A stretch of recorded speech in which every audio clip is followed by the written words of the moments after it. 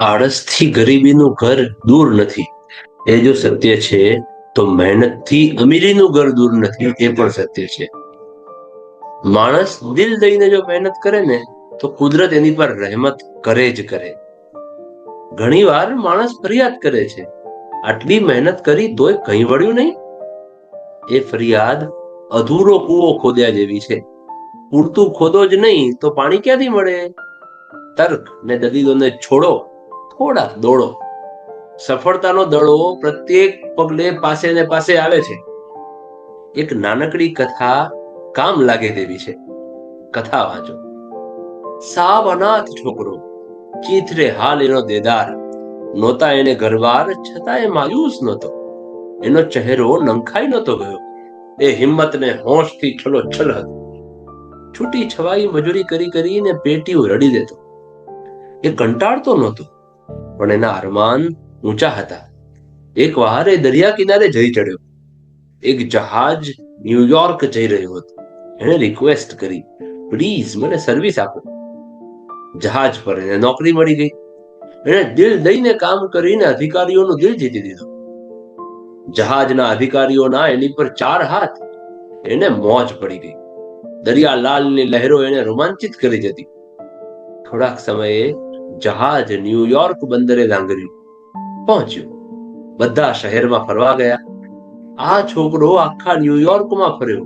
એને લાગ્યું કે આ શહેરમાં જો રહેવાનું મળી જાય ને તો મજા પડી જાય. પણ અજાણ્યું નગર ને પાછો વેશનગર વગર ને કોઈની ઓળખાણ વગર કોણ રાખે?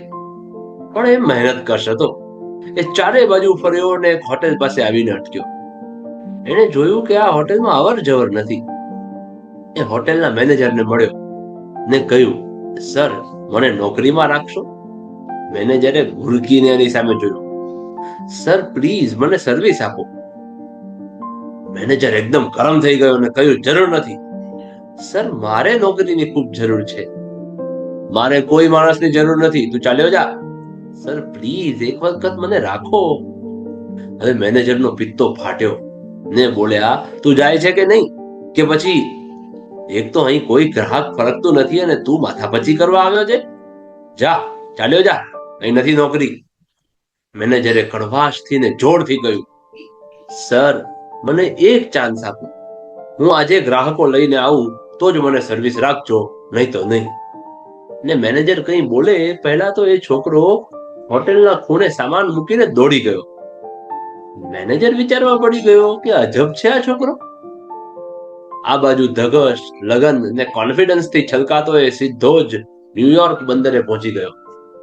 એના નસીબ જોગે એ જ સમયે બંદરે જહાજ આવ્યું ને એમાંથી સહેલાણીઓ ઉતરવા લાગ્યા. આ છોકરો દોડીને જહાજની નજીક પહોંચી ગયો.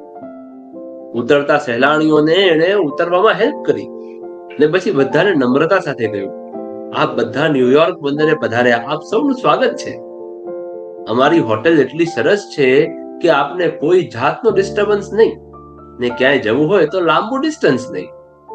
ને એણે મુસાફરોને સામાન ઉપાડવામાં મદદ કરી.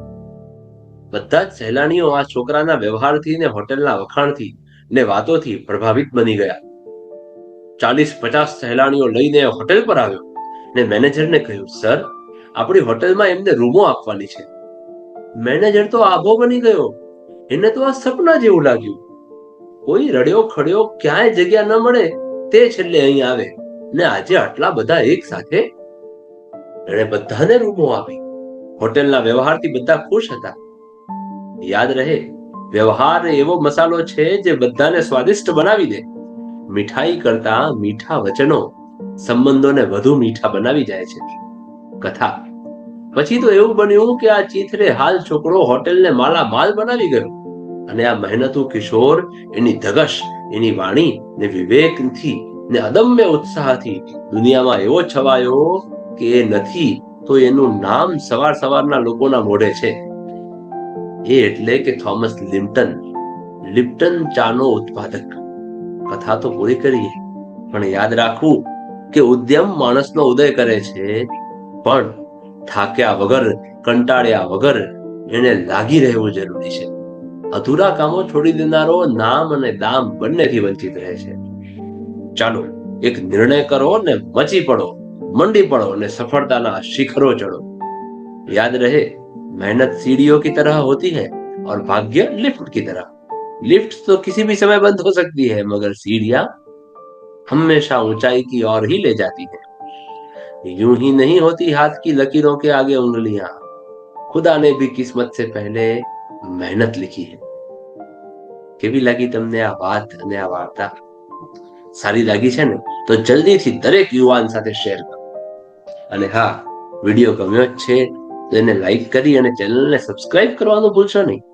ધન્યવાદ। જય શ્રી કૃષ્ણ।